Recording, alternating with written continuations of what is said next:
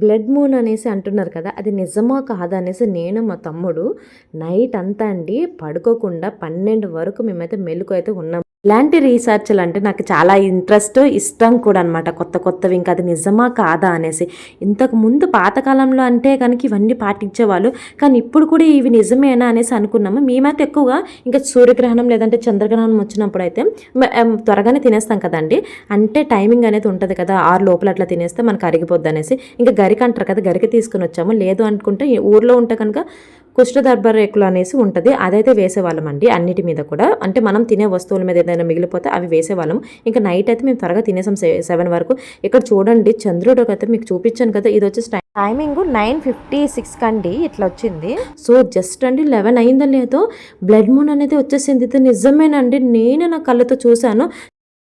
ఈ చంద్రగ్రహణం చూడడం వల్ల ఏం కాదనేసి చెప్పడం వల్లనే మేము చూసామండి. మార్నింగ్ లేచి స్నానం చేసిన తర్వాత ఇలానే